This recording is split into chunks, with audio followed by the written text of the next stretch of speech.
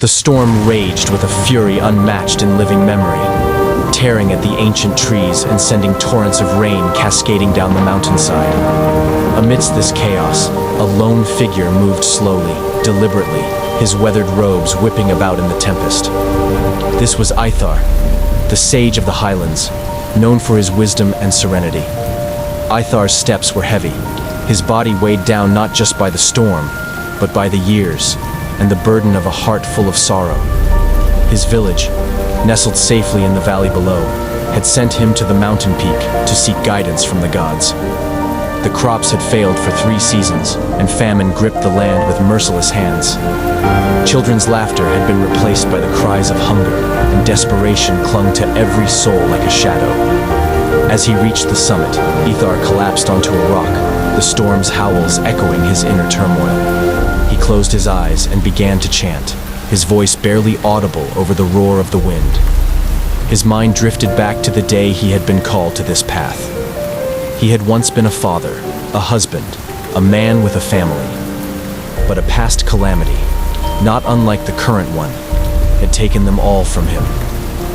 The pain of their loss had driven him to seek solace in solitude and wisdom in the quiet places of the world. Now, as he knelt on the mountaintop, he felt the weight of his people's suffering bearing down upon him.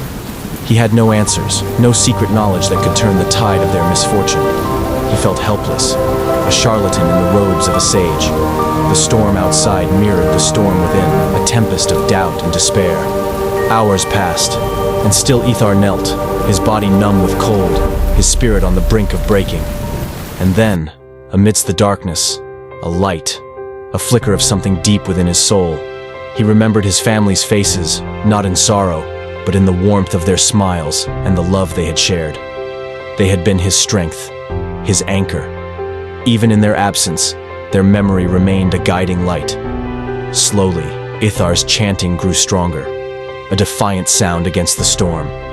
He prayed not for a miracle, but for strength, for his people, for himself. He prayed for the courage to face the days ahead, for the resilience to endure. His voice, rising above the wind, became a beacon of hope. As dawn broke, the storm began to abate. Ithar stood, his body weak but his spirit unbroken. He made his way back down the mountain, each step lighter than the last. The villagers, seeing him approach, gathered with anxious faces. He spoke to them not of divine intervention, but of unity and perseverance. He reminded them of their shared strength, of the love that bound them together. The path ahead was still fraught with challenges, but Ithar's words ignited a spark within the villagers. They worked together, finding new ways to sustain themselves, their bonds growing stronger with each passing day. Ithar, the sage who had faced the storm, became a symbol of hope and resilience. And though his heart still carried the weight of loss, it also held the light of new beginnings.